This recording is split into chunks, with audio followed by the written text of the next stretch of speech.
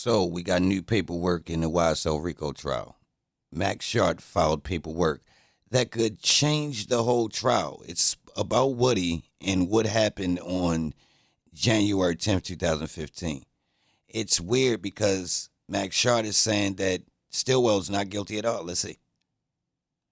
Motion for reconsiderations regarding certain hearsay statements comes now. Mr. Shannon Stillwell, by and through undersigned counsel, hereby files this motion for reconsideration in the above-styled case. In support of this motion, Mr. Stillwell shows as follows. 1. Mr. Stillwell is accused of multiple felonies, including Count 1, conspiracy to violate the Georgia RICO law, and specific substantive felonies. Mr. Stillwell is innocent of all of the charges against him. Mr. Stillwell is charged with the January 10, 2015, alleged murder of Donovan Thomas in Count 2 of this indictment. Mr. Stillwell is innocent of that charge as well. Kenneth Copeland, a witness called by the state, is currently on the witness stand. Mr. Copeland has never claimed to have any first-hand knowledge regarding the death of Donovan Thomas. Mr. Copeland did, however, meet with law enforcement several times in 2015. On June 10, 2015, in what was Copeland's fifth meeting with law enforcement in 2015, Mr. Copeland told law enforcement that he possessed specific information regarding the shooting death of Donovan Thomas. Mr. Copeland made this claim while under the threat of arrest for unrelated crimes that law enforcement was investigating. Mr. Copeland did not mention this information on any of the 4 prior meetings with law enforcement. 4. In his June 10, 2015 interview, Mr. Copeland told law enforcement that he picked up Damakion Garlington at a McDonald's restaurant on Cleveland Avenue.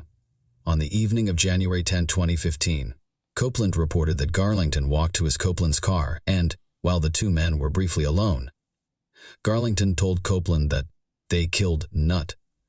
Copeland told law enforcement that Garlington then pointed to a group of people who were pulling into the McDonald's. Copeland told law enforcement that he interpreted Garlington's words and actions to mean that Mr. Stillwell, Mr. Kendricks, Mr. Justin Cobb, and Mr. Demise McMullen were all present for and all participated in a drive-by shooting of Donovan Thomas. Per Copeland, Demise McMullen entered his car shortly after Garlington and all communication about the event ceased. 5.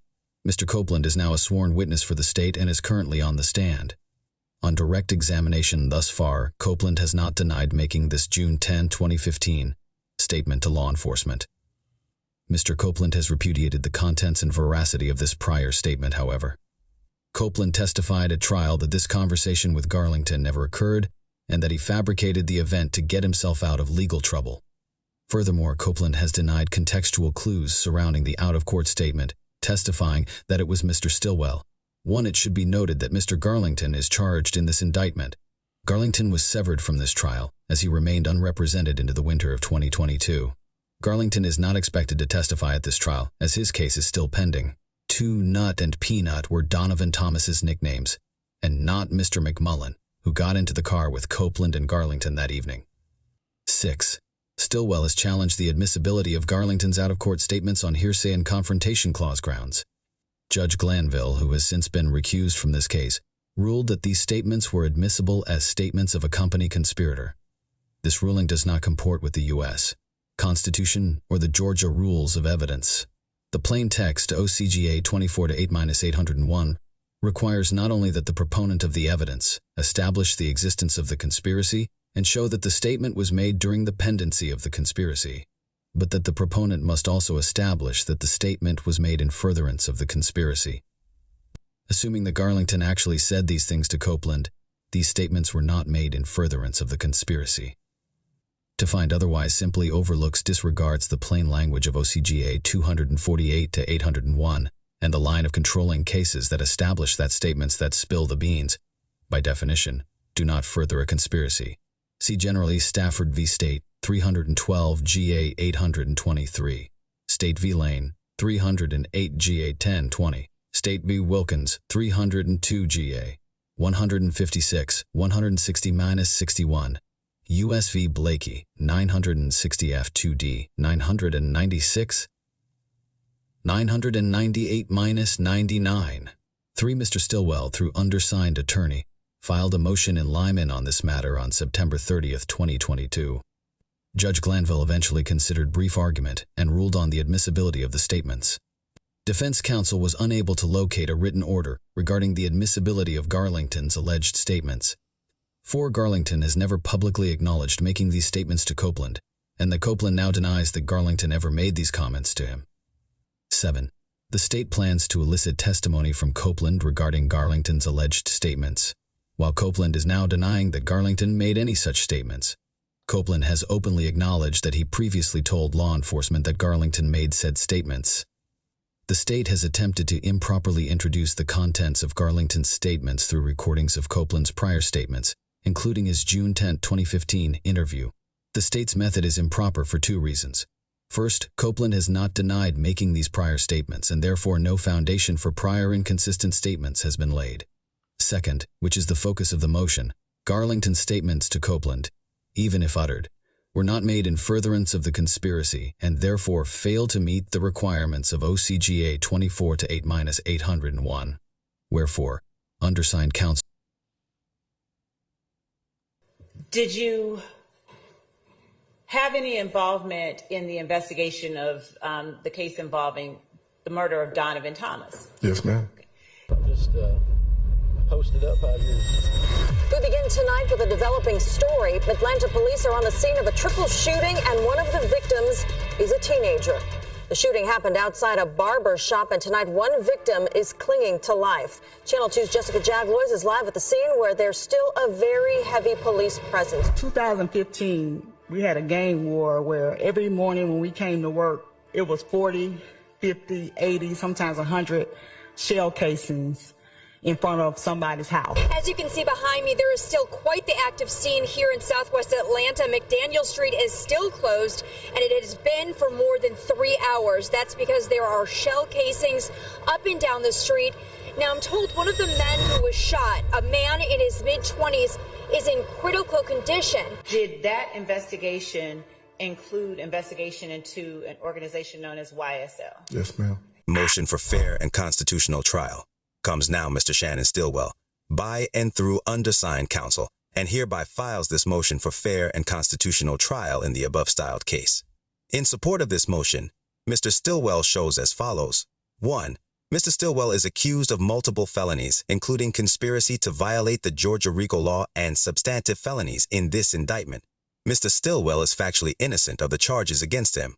Like all citizens, Mr. Stillwell is guaranteed a fair trial and due process at trial by the federal and state constitutions, the Confrontation Clause, the Due Process Clause, and all other constitutional protections. Mr. Stillwell demands that his trial be conducted in a fair and constitutional manner. The state is seeking a life without parole sentence for Mr. Stillwell if he is convicted. And Mr. Stillwell's constitutional rights must be protected without exception. 4. Mr. Stillwell and his company defendants have been in trial for approximately 19 months. Approximately 75 witnesses have testified so far. Mr. Stillwell has remained in jail for the duration of this trial. 5. Judge Earl Glanville has been the trial judge to this point.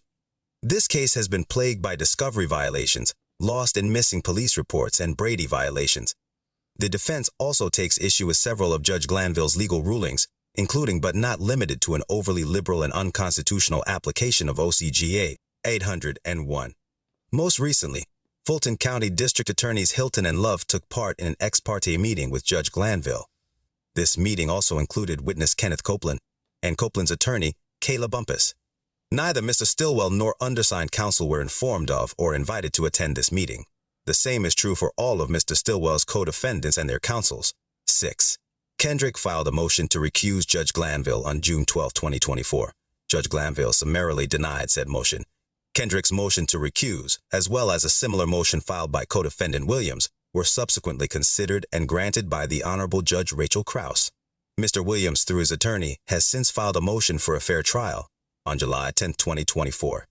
Williams' motion alleges and discusses several ways in which this trial has been unfair and has failed to meet constitutional requirements for Mr. Williams. Mr. Kendrick, through his attorney, has also filed a similar motion on July 23, 2024. Mr. Stillwell adopts both motions and incorporates their contents into this motion, as Mr. Stillwell has been similarly affected by the errors in this case. 8. Mr. Stillwell does not wish to demand a mistrial absent jeopardy attaching. Mr. Stillwell has been incarcerated since and has suffered through the duration of this case. Starting trial all over again is not a viable option for Mr. Stillwell. Furthermore, the defense has completely neutralized all testimony and documentary evidence presented against Mr. Stillwell thus far. In other words, the defense is winning this trial. The defense is winning despite the persistent legal errors, Brady violations, ex parte meetings, and discovery issues that have plagued this case. Mr. Stillwell does not request to start this case over. 8. Nonetheless, serious errors have tainted this trial and continue to prohibit Mr. Stillwell from receiving a fair trial and from confronting witnesses called against him. Mr. Stillwell's due process rights have been and continue to be violated. These errors, as described in detail in the Williams and Kendrick motions, 1 have been caused solely by the Fulton County District Attorney's Office and Judge Glanville. These errors cannot be cured by curative instructions and will ultimately prevent these proceedings from meeting federal and state constitutional requirements, adhering to the Georgia Rules of Evidence, and fulfilling the requirements of Brady. 1. Mr. Stillwell specifically incorporates past and future filings on behalf of co-defendant Williams and co-defendant Kendrick, and the lists of legal error, prosecutorial misconduct, Brady violations, discovery violations, and other legal arguments included therein. Wherefore, undersigned counsel respectfully requests this court considers Mr. Stillwell's arguments and issues an order which will fully and adequately protect Mr. Stillwell's constitutional rights. This R&D Day of Jolie, respectfully submitted. Max Shart, Gabarno, Max Shart Law, LLC, Peachtree Street, NW, Suite, Atlanta, Georgia. Certificate of Service. Yeah. So what y'all think about that? Max Shart says the defense is winning the case. What do you think about that? He sound like he confident too. That's Stillwell's lawyer, Shannon Stillwell, a.k.a. Shannon Jackson, a.k.a. SB, That's his defense lawyer. So what you think about that? Let me know in the comments, man. I ain't gonna lie, it's getting crazy. This new paperwork that was filed today. Yep. New paperwork filed today, man. This evening. 3:07. So let me know in the comments what you think about that.